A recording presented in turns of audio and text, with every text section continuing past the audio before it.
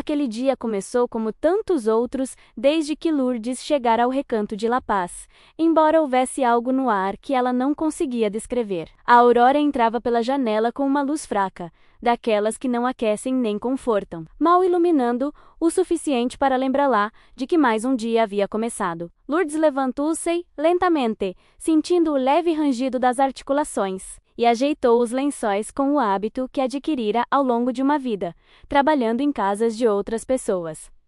O cheiro de desinfetante barato se misturava com o talco usado nos quartos, um aroma que ela nunca gostara, mas ao qual se resignara. Ao seu redor, o murmúrio dos corredores anunciava o início da rotina. O carrinho de medicamentos, as breves conversas dos cuidadores, a tosse ocasional e persistente de algum dos residentes. Embora nada parecesse diferente, Lourdes tinha a sensação de que algo importante estava prestes a acontecer, como se aquele dia já estivesse predestinado há muito tempo. Olhando-se no pequeno espelho pregado na parede, Lourdes viu um rosto que conhecia bem, e ao mesmo tempo sentia-se estranha. As rugas profundas ao redor dos olhos contavam histórias que nem mesmo as fotografias preservadas em sua antiga casa conseguiam capturar. Ela prendeu o cabelo com uma presilha gasta, um dos poucos pertences pessoais que lhe era permitido guardar, e observou o quarto simples que agora chamava de lar. Não havia retratos, nem decorações que ela tivesse escolhido, nem lembranças dos filhos que um dia acreditara serem inseparáveis. Esse vazio visual estranho e silencioso fora um choque a princípio, mas com o tempo se tornou um espaço onde Lourdes aprendeu a se reconhecer sem expectativas externas. Ela respirou fundo, pegou as sandálias e sentiu uma calma inexplicável. Aquele dia, menos ela pressentia em seu corpo, não seria como os outros. Lourdes caminhou lenta e firmemente pelo corredor, observando os moradores que esperavam sentados em cadeiras enfileiradas contra a parede. Ela reconheceu cada um. A mulher que nunca conseguia se lembrar do próprio nome, mas sempre se lembrava do nome do seu cachorro falecido. O homem que esperava por um filho que não o visitava há 3 anos. O casal de idosos que caminhava de mãos dadas, embora quase não se falassem mais. Recanto de La Paz era um lugar que tentava parecer pacífico, mas para aqueles que ali viviam, aquela fachada não era enganosa. Havia negligência, abandono, histórias congeladas. Enquanto caminhava em direção à sala de jantar, Lourdes sentiu uma pontada de tristeza, a lembrança de seus 3 filhos chegando à sua casa naquele dia, com uma mistura de pressa e fingida preocupação, dizendo-lhe que era para o melhor de todos. Eles não perguntaram o que ela queria. Não esperaram por uma resposta. Simplesmente a colocaram no carro como se ela estivesse entregando uma encomenda. Naquela tarde, quando a deixaram no asilo, Lourdes manteve um silêncio que seus filhos interpretaram como resignação. Mas aquele silêncio não era vazio, era o silêncio de quem observa, de quem processa, de quem começa a entender, onde algo que vinha se deteriorando há anos finalmente se rompeu. Ela se lembrava claramente do momento em que Sérgio, o mais velho, assinou os papéis sem sequer olhar em seus olhos, enquanto Claudia checava o celular e Júnior evitava o olhar de todos. Não houve abraço, nem hesitação, nem afeto. Apenas uma formalidade. Ela, que os criara lavando escadas e costurando até os dedos ficarem dormentes, se viu reduzida a uma decisão tomada sem o seu consentimento. Naquele instante, a traição começou a tomar forma dentro dela, silenciosa, mas firme, como uma verdade que ela não podia mais ignorar. Com o passar dos dias, Lourdes começou a conhecer cada canto do Recanto de La Paz, não porque quisesse, mas porque não tinha outra escolha. Ela notou que as refeições sempre chegavam mornas, como se tivessem ficado em bandejas de metal por tempo demais. Viu como alguns dos cuidadores falavam apaticamente, impacientemente, sem querer ouvir aqueles que mal tinham voz. Também notou as rachaduras nas paredes, o cheiro de mofo em certos quartos, e a maneira como os diretores evitavam responder quando alguém perguntava sobre reparos. O que para os visitantes era uma cortesia de 10 minutos, para os residentes era uma rotina diária de negligência silenciosa. Lourdes, no entanto, se recusava a se deixar abater. Ela já havia passado por coisas piores na vida. E aquele lugar não era onde ela se quebraria. Foi precisamente naquele ambiente decadente que Lourdes descobriu uma clareza inesperada. As crianças que ela protegera com tanta ferocidade a abandonaram ali sem sequer olhar para trás. Mas ela ainda possuía algo que elas desconheciam: a herança de Dona Iris. Às vezes, enquanto esperava no pátio que a sombra da tarde refrescasse o ar, ela se lembrava dos anos em que trabalhara para aquela mulher, tão diferente de qualquer outro patrão que já tivera. Iris fora a única pessoa fora de sua família que a tratara com genuína consideração, que jamais a fizera sentir-se inferior. E quando faleceu, deixou para Lourdes não apenas bens e dinheiro, mas uma oportunidade oculta.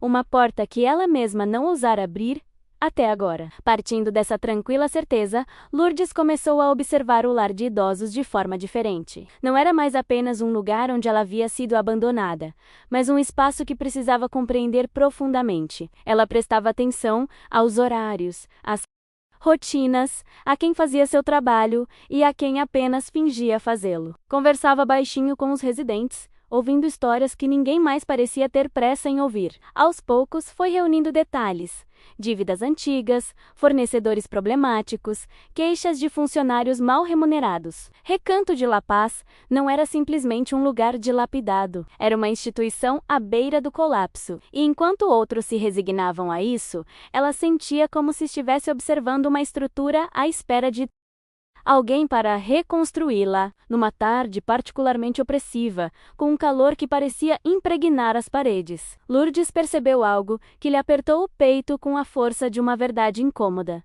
Ninguém viria buscá-la. Nem Sérgio, nem Claudia, nem mesmo Junior, o mais sensível de todos. Essa ausência total a fez entender que sua vida estava mudando sem testemunhas. E enquanto estava sentada no banco do pátio, olhando para o portão enferrujado ao longe, uma ideia lhe ocorreu.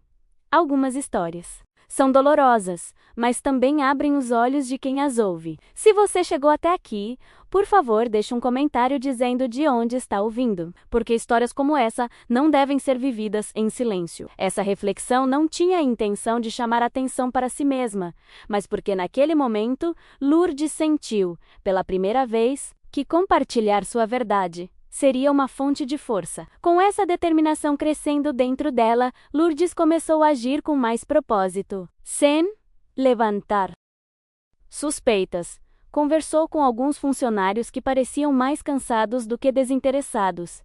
E, dessa forma, reuniu informações que não constavam em nenhum documento oficial. Descobriu que o dono do asilo devia meses de pagamentos. Havia recebido advertências sobre deficiências sanitárias e estava tentando desesperadamente vender a instituição, antes de enfrentar um sério processo judicial. Enquanto a maioria dos residentes continuava a reclamar de pequenos inconvenientes diários, Lourdes enxergava o quadro geral. O Recanto de La Paz estava à beira do colapso, não apenas fisicamente, mas também administrativamente. Aquele caos, nas mãos de qualquer outra pessoa, seria um desastre.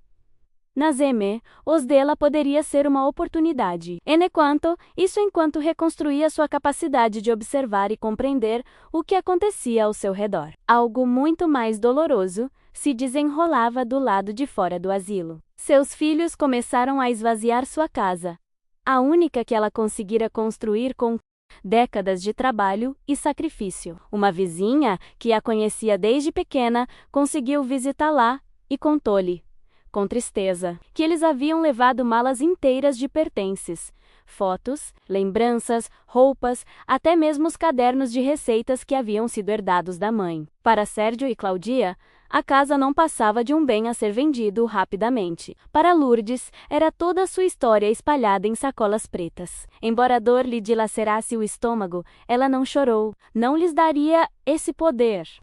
Algo dentro dela se reorganizava, tomava forma, como uma força que ela estava apenas começando a nomear. A cada nova informação que obtinha, Lourdes entendia que não podia simplesmente ficar sentada, esperando que alguém consertasse o lugar que estava caindo aos pedaços. A herança de Dona Iris, sobre a qual ela mantivera segredo por meses, começou a surgir como uma possível solução. Ela não queria luxo, nunca quisera. O que ela queria era dignidade. E se seus próprios filhos haviam decidido tirá-la dela, então ela teria que recuperá-la por conta própria. Consultou, discretamente, um advogado recomendado por um velho amigo. Ele confirmou o que ela suspeitava. O asilo estava afundando em dívidas e havia sido discretamente colocado à venda. Ninguém imaginava que uma mulher como Lourdes se interessaria.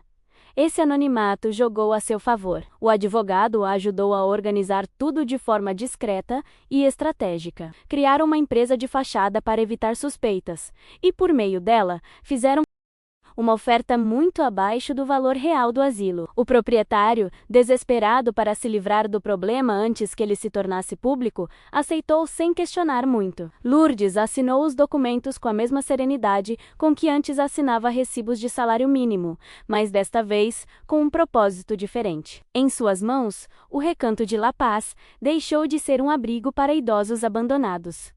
Agora, era dela. E esse dela não tinha nada a ver com propriedade material, mas com a oportunidade de transformar algo que lhe fora imposto como seu destino. À medida que o processo legal se desenrolava, Lourdes também tomou outra decisão crucial: recuperar sua casa. Seus filhos, acreditando que ela não tinha voz nem recursos, a colocaram à venda com uma pressa que revelava mais ansiedade do que necessidade. Através do mesmo advogado, Lourdes fez uma oferta por meio de uma empresa intermediária diferente, ainda menor do que eles haviam imaginado aceitar. A perspectiva de um lucro rápido cegou Sérgio e Cláudia, que assinaram sem suspeitar de nada. Quando Lourdes recebeu a confirmação da compra, ela não sentiu euforia. Ela sentiu justiça. Sua casa, aquela que eles haviam esvaziado sem respeito, era dela novamente. Mas não mais para esperar por ninguém, e sim para se reconstruir em paz quando chegasse a hora. Assim que assumiu o controle total do lar de idosos,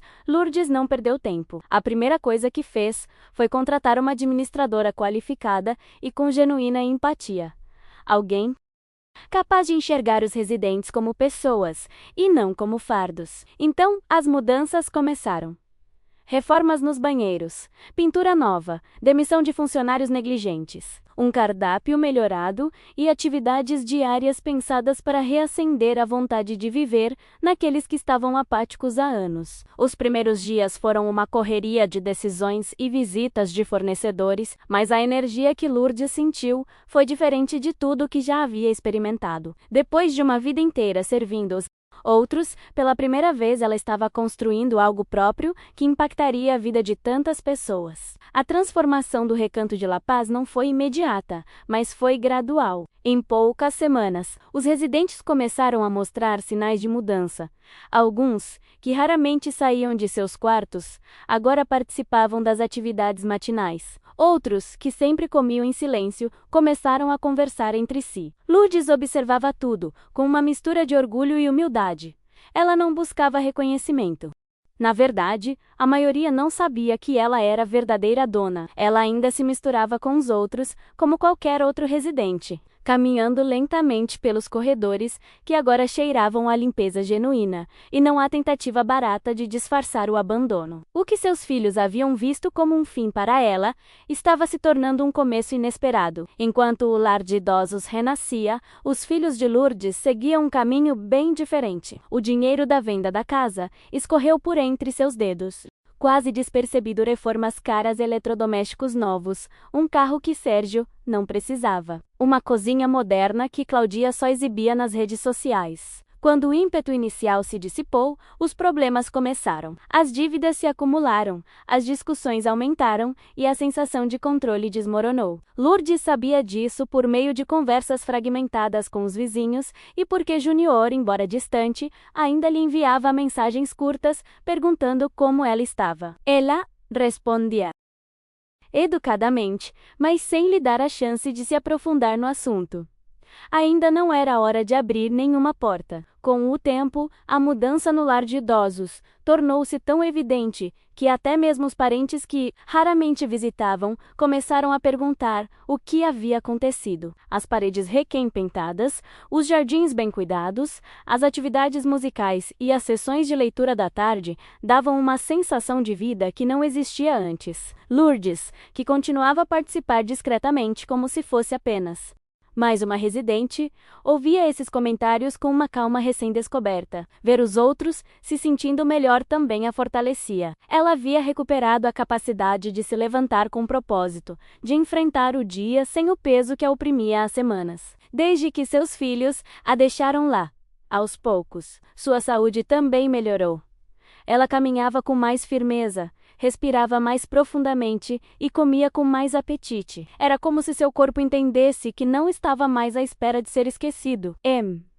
Meio a esse renascimento tranquilo, Lourdes também começou a dedicar tempo a si mesma, de maneiras que nunca havia se permitido antes. Retomou os exercícios leves, participou de palestras com a terapeuta do lar de idosos e até concordou em participar de um pequeno grupo onde os residentes falavam sobre seus medos e frustrações. Lá, ela ouviu histórias angustiantes. Idosos abandonados por filhos que moravam a poucos quarteirões de distância, famílias que só ligavam em aniversários, pessoas tratadas como um fardo. Lourdes não compartilhou detalhes de sua própria vida, mas compreendeu cada palavra como se a tivesse vivido 2 vezes. Essa troca não apenas a confortou, fez com que ela percebesse com mais clareza que sua história não era uma exceção, mas parte de um padrão doloroso, do qual, de alguma forma, ela estava aprendendo a emergir mais forte. Com o passar dos meses, Lourdes tornou-se uma presença respeitada no lar de idosos, embora ninguém imaginasse a verdadeira extensão de sua influência. Novos funcionários a consultavam naturalmente. Talvez porque seu jeito observador transmitisse experiência. Talvez porque seu silêncio não fosse passivo, mas atento. Ela não abusava dessa confiança. Oferecia orientação apenas quando considerava necessário. Mesmo assim, cada gesto que melhorava a vida dos residentes a fazia lembrar de quão distante parecia o dia em que a deixaram ali como um móvel velho guardado em um depósito. Pensar nisso ainda doía, mas não da mesma forma. Agora, era uma dor que a impulsionava para frente, em vez de a derrubar. Isso. Do lado de fora, a situação financeira dos filhos piorava rapidamente. Sérgio perdeu parte do dinheiro em um investimento mal aconselhado. Cláudia acumulou dívidas atrasadas por causa de compras impulsivas. E Júnior, embora menos irresponsável, também começou a sentir o peso das decisões dos irmãos. Foi então que as ligações começaram. No início, eram tímidas, perguntando como ela estava. Depois, tornaram-se mais diretas, insinuando que talvez ela pudesse ajudá-los um pouco. Lourdes ouvia cada mensagem com um nó na garganta, mas sem perder a compostura. Ela sabia que esse momento chegaria. A vida sempre acaba forçando todos a encarar o espelho que evitamos olhar.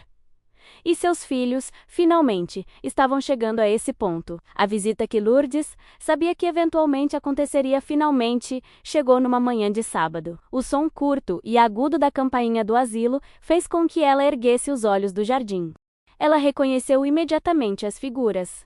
Sérgio à frente franzindo a testa. Cláudia atrás, agarrando a bolsa como um escudo, e Júnior alguns passos atrás, com uma expressão que misturava vergonha e necessidade. Os 3 caminharam pelo corredor reformado, surpresos com a atmosfera, que não tinha nada a ver com o lugar dilapidado onde a haviam deixado. Lourdes sentiu uma pulsação firme no peito, não por nervosismo, mas pela certeza de que finalmente teria a oportunidade de impor um limite, que havia adiado por toda a vida. Quando se sentaram à sua frente, não houve abraços nem pedidos de desculpas, apenas urgência disfarçada de preocupação. Sérgio falou primeiro, mencionando suas dívidas. Cláudia acrescentou sua própria lista de problemas. Júnior mal murmurou que as coisas não estavam fáceis. Todos esperavam, como sempre, que Lourdes resolvesse a situação. Mas desta vez, sua resposta não foi silenciosa nem hesitante. Foi clara. Ela disse que não lhes daria dinheiro, que cada um deles teria que assumir a responsabilidade por suas próprias escolhas. E enquanto observava seus rostos se tensionarem, uma ideia surgiu naturalmente na narrativa, quase como um gesto para um observador externo. Se esta história lhe toca ou lhe lembra alguém que também teve que se impor, compartilhe-a para que mais pessoas entendam que dizer não também é um ato de amor próprio. Lourdes permaneceu serena, como se toda a sua vida a tivesse preparado para aquele momento. Após ouvir a recusa. Sérgio foi o primeiro a perder a compostura. Ele não conseguia entender como uma mãe podia recusar ajuda quando eles eram tão necessitados. Cláudia, num tom mais ofensivo, insinuou que Lourdes não sabia o que estava fazendo e que estava sendo manipulada por alguém no asilo. Júnior permaneceu em silêncio, olhando para o chão. Foi então que Lourdes, com uma calma que só a clareza interior podia proporcionar, explicou que não estava negando-lhes apoio por vingança ou ressentimento, mas por coerência, contou-lhes que ela mesma havia comprado sua própria casa, menos a mesma que eles haviam esvaziado, e também o asilo onde estavam. Disse isso sem orgulho ou drama, simplesmente como um fato. E ao ver as expressões de incredulidade deles, Lourdes compreendeu que finalmente estava retomando o controle de sua própria história. A proposta veio então, direta e sem rodeios. Ela disse que não lhes daria dinheiro, mas que poderiam trabalhar ali se realmente quisessem um novo começo. Sérgio na manutenção, Cláudia na cozinha e Júnior na jardinagem. Era a única coisa que ela podia oferecer, sem se trair. Sérgio levantou-se, indignado, dizendo que jamais aceitaria algo tão humilhante. Cláudia fez o mesmo, argumentando que era uma punição disfarçada de oportunidade. Júnior, porém, permaneceu sentado por mais alguns segundos, com os olhos marejados e a respiração ofegante. Não disse nada, e os três saíram, deixando para trás um silêncio que não doía, mas que, ao contrário, confirmava que Lourdes tinha feito a coisa certa. Durante a semana seguinte, Lourdes continuou com sua rotina sem dar muita importância à visita dos filhos. Ela sabia que, para Sérgio e Cláudia, o orgulho era mais importante do que qualquer possibilidade de reconstruir suas vidas. O que ela não esperava era ver Júnior retornar. Ele chegou cedo numa manhã, com as roupas amarrotadas e o rosto marcado por uma mistura de cansaço e determinação. Pediu para falar com ela, desta vez sem desculpas ou discursos. Preparados. Simplesmente disse que precisava trabalhar, que queria fazer as coisas direito e que não sabia por onde começar. Lourdes o observou em silêncio por alguns segundos, reconhecendo em seus olhos algo que não via desde a adolescência: honestidade, e sem qualquer drama, disse-lhe que, se ele estivesse realmente disposto, o jardim o aguardava. O primeiro dia de Júnior como jardineiro foi desajeitado, mas genuíno. Ele não sabia usar as ferramentas, podar corretamente ou distinguir plantas vivas de galhos secos. Mesmo assim, Lourdes o viu se esforçando, ouvindo atentamente as instruções dos outros funcionários, aceitando os erros, sem se aborrecer. Em cada resto, havia uma espécie de humildade recém-descoberta, talvez fruto do golpe que a vida lhe dera. Com o passar das semanas, o jardim começou a mudar. E com ele, Júnior também mudou. Ele chegava na hora, cumprimentava a todos e cuidava dos espaços como se estivesse tentando reparar algo maior do que apenas um terreno abandonado. Lourdes observava sua evolução de longe, sem interferir, deixando o processo seguir seu curso natural. A mudança em Júnior não passou despercebida no lar de idosos. Alguns residentes o cumprimentavam calorosamente. Outros lhe ofereciam conselhos sobre plantas, como se ele fosse um neto precisando de orientação. Até mesmo a equipe, que a princípio o encarava com desconfiança por ser o filho da senhora Lourdes, acabou por respeitar sua dedicação. Lourdes, mantendo certa distância emocional, permitiu que esse vínculo crescesse sem pressão. Ela havia aprendido que as pessoas só mudam quando a vida realmente as abala. E Júnior estava nesse momento. Às vezes, observando-o trabalhar em silêncio sob o sol, ela sentia uma mistura de alívio e paz. Não porque ele estivesse pagando por erros do passado, mas porque estava escolhendo um caminho diferente, por livre e espontânea vontade. Com o passar dos meses, o Recanto de La Paz se tornou um lugar digno, vibrante e bem cuidado, muito diferente do espaço triste onde ela havia sido abandonada. Lourdes não se via mais como uma vítima, mas como uma mulher que sobrevivera à mais profunda ingratidão e ainda assim escolhera se reerguer. Ela não recuperou todos os seus filhos, mas recuperou algo mais importante: sua própria dignidade. Às vezes, caminhando pelos corredores reformados, ela se lembrava do dia em que chegara ali de mãos vazias e com o coração partido. Agora, porém, sentia que cada parede recém-pintada, cada refeição bem servida, cada sorriso de um residente fazia parte de seu renascimento.